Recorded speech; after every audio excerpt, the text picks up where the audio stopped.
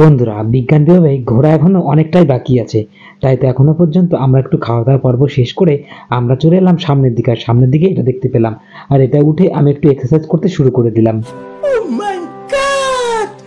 একটু খাওয়া দাওয়া করলাম তো একটু এক্সারসাইজ করি, হজম হয়ে যাবে। আমি তো ওইখানে একটু ব্যায়াম করে নিলাম, আর এদিকে আমি দেখতে পেলাম রুদ্রের দিকে গাড়ি চালাচ্ছি, বলছে পিপি কাকা আমাকে সাইড দাও সাইড দাও। ও ওর মতন গাড়ি চালিয়ে যাচ্ছে, আর দেখো কত সুন্দর করে ও গাড়ি চালাচ্ছে। ও এখান থেকে উঠতেই চাইছিল না। তারপর আমরা চলে গেলাম সামনের দিকে। আমার এই ভিডিওটা যারা একটু হেলদি লুক দেখছে তারা এই ব্যায়ামটা তো অবশ্যই করবে।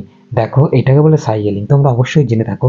আর এই ব্যায়ামটা করলে তোমাদের শরীরের প্রত্যেকটা পার্টস কাজ করবে। তাড়াতাড়ি চলো, আমি এবার দিকে কিছুই চিনি না। দাদার বৌদি দেখলাম সামনের দিকে এগোতে লাগলো, আর দেখো আমি পেছনে। জলদি চলো সামনের দিকে এগোনো যাক। এই যে জিনিস মূর্তিটা দেখছো, এই পিরামিডের কাছে গেলে নাকি কান পাতলে নাকি কিছু একটা বলে। তাই তো আমি এখানে আর লেট না করে আমি সোজা চলে গেলাম। আর কান পেতে আমি শুনলাম আমাকে কি কি বলে। কি ভাবছো বন্ধুরা, তোমাদের আমি শেয়ার করবো কি বলেছে? না, এগুলো আমি বলবো না, কারণ এটা আমার পার্সোনাল কথা। আমি এগুলো তোমাদের বলবোই না। আর বোঝোই বন্ধুরা, একটা মেয়ে আমাকে কিছু বলেছে আর তোমাদের সেটা শেয়ার করবো, এটা কখনো হয়? আমি এটা বলতে পারবো না বন্ধুরা। যাই হোক না কেন, আমি এখানে দাঁড়িয়ে একটা দুটো ফটো তুলে নিলাম। লোকে মিথ্যে কথা বলেছে, এই পিরামিডটা কিছুই বলে না। আমার তো এইখানটায় এসে এই জিনিসটা প্রচন্ড ভালো লেগেছিল। কেন ভালো লেগেছিল তোমরা দেখলেই বুঝতে পারবে। এখানে দেখো একটা একটা করে ভাগ ভাগ করা আছে, এইখান থেকে দেখতে পেলে তোমরা বুঝতে পারবে। এক সেকেন্ড বন্ধুরা, দাদা এটা কিসের মধ্যে দিয়ে গেল? মনে হচ্ছে না পুরো একটা গেট, কিন্তু না, এটা কোনো গেট ছিল না বন্ধুরা। এটা কি তোমরা বুঝতে পারছো? যদিও আমার ক্যামেরাটা অত বোঝা যাচ্ছে না, তাও এবার তোমরা একটু হলে বুঝতে পারবে। এটা হচ্ছে জল, এই জল দিয়ে বানানো এই গেটটা। কত সুন্দর লাগে এইখানটা, দেখেছো? এই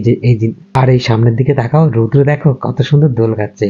রুদ্র এই সাইডে দোল খাচ্ছে, আর ওই সাইডে কে দোল খেতে পারে বন্ধুরা? তোমরা ভাবতে পেরেছো? এদিকে আমিই বসেছিলাম, আর দেখো খুব সুন্দর লাগছিল যখন এখানে দোল খাচ্ছিলাম। তারপর আমরা চলে গেলাম এইখানটায় ঢুকবার পর আমি দেখতে পেলাম আমি সামনে দাঁড়িয়েছি হাজার হাজার আয়না। আমার সঙ্গে সঙ্গে রুদ্র ঢুকে পড়লো। ওই আয়নার সামনে যেতেই তো আমার তো প্রচন্ড ভালো লাগছিল। তার সঙ্গে সঙ্গে রুদ্র তো দেখে পুরো অবাক। এইটার মধ্যে মাথা ঢুকাতে দেখলাম যত দূর দেখছি ততই গলি। মানে রুদ্র বারবার সেই আয়নার দিকে আসছিল, আর আয়নার দিকে আসবেই না কেন? দেখো এখানে দাঁড়ালে কত দেখা যাচ্ছে। একটা হিন্দি সিনেমা ছিল শীষ মহল, সেই মহলের মতনই লাগছে। এখানে দাঁড়ালে অনেক লোক দেখা যাচ্ছে। আর এইটা বৌদি কিসের মধ্যে ঢুকে পড়লো? এইটার মধ্যে ঢোকার পরে অলি গলি, মানে কি বলবো, এক গলিতে ঢুকবো তো আর এক গলিতে বের হবো। তো আমি এখানে রিস্ক নিয়ে আমি একটু ঢুকছিলাম তোমাদের দেখানোর জন্য। কিন্তু বন্ধুরা সত্যি কথা বলতে কি, যখন আমি এর মধ্যে ঢুকেছি আমি নিজেও বুঝতে পারছিলাম না কোন জায়গা দিয়ে বেরোবো আর কোন জায়গাতে বেরোবো না। তারপর আমরা চলে গেলাম সোজা এখান থেকে সামনের দিকে। সবাই দেখি এই আয়নার সামনে এসে অর্ধেকটা বার করে আছে আর অর্ধেকটা বার করে নেই। তাই তো বৌদি আমাকে বললো তুমি এইভাবে দাঁড়াও, পাটা লম্বা করে দাঁড়িয়ে পড়ো। তারপর আমি এইভাবে দাঁড়ালাম, আর দেখো কেমন লাগছে।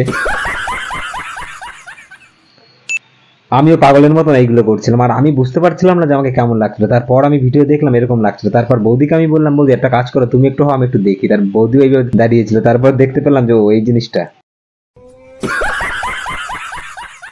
আর আমরা এইখানে যখন আসলাম দেখলাম এখানে হাজার হাজার আয়না। দেখো ছোট্ট, আরো ছোট, তারপরে আরো ছোট, এত আয়না ছিল এইখানটা। এখানে বসে একটু ভিডিও বানাচ্ছিলাম। আমি তো প্রথমে পুরো অবাক হয়ে গেছিলাম, দাদাকে দেখলাম এইখানে দাঁড়িয়ে আছে, কিন্তু এখানে দেখো দেহটা নেই। আমি তো তারপর এইখান থেকে রুদ্রকে ডেকে নিয়েছিলাম। রুদ্র বলছে কাকা, ও শুধু নিচে হচ্ছে আর উঁচু হচ্ছে, উঁচু হচ্ছে আর নিচে হচ্ছে, দেখে বলছে কাকা বাবার পা কোথায়?